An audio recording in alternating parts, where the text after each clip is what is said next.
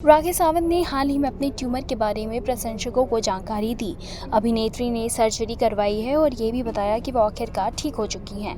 अब राखी के पूर्व पति रितेश सिंह ने पपराजी से बात करते हुए बातचीत में एक बात बोली है और उन्होंने इस बात का खुलासा किया है कि मौत की राखी को धमकी मिल रही है और राखी को गंभीर सेहत के बारे में चौंकाने वाले खुलासे किए हैं। यहाँ उन्होंने क्या कहा, आइए जानते हैं। राखी का ऑपरेशन सफल रहा, लेकिन उसकी हालत अभी भी गंभीर है। उसकी डायबिटीज़ और बीपी में उतार चढ़ाव हो रहा है। वो बहुत तनाव में है। उसे कुछ महीनों तक पूरी तरह से आराम करने के लिए कहा गया है और उसे 15 दिनों तक लगातार निगरानी में रहने की ज़रूरत है।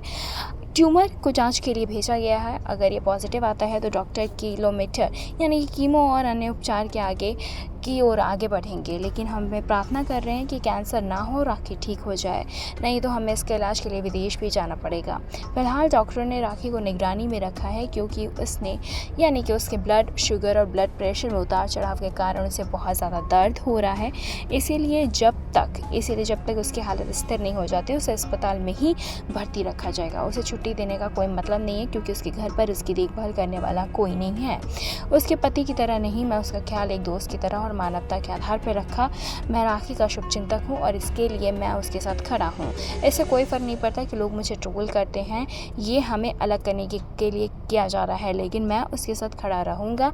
मैं आप सभी को ये बताना चाहता हूँ कि राखी और मुझे धमकियाँ मिल रही हैं। किसी ने हमें जान से मारने की कोशिश की है। मामले की जाँच चल रही है और हम जल्द ही सारी जानकारी देंगे कि क्या हुआ।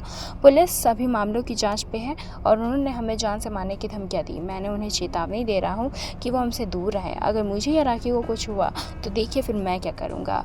देखिए, सबको पता है कि हमारा दुश्मन कौन है। मैं इस बात का खुलासा तब करूँगा जब मेरे पास उस व्यक्ति के खिलाफ सारे सबूत इकट्ठा हो जाएंगे। मैं बस इतना कहना चाहता हूँ कि इसके बाद जो लोग हमारे साथ थे वो अब भी इन धमकियों में शामिल हैं। इस बार हम कानूनी रास्ता अपनाएंगे, मीडिया ट्रायल के जरिए नहीं। आपकी क्या राय है, हमें कमेंट करके बताएं और ऐसी तमाम और लेटेस्ट खबरों को जानने के लिए जुड़े रहें हमारे साथ।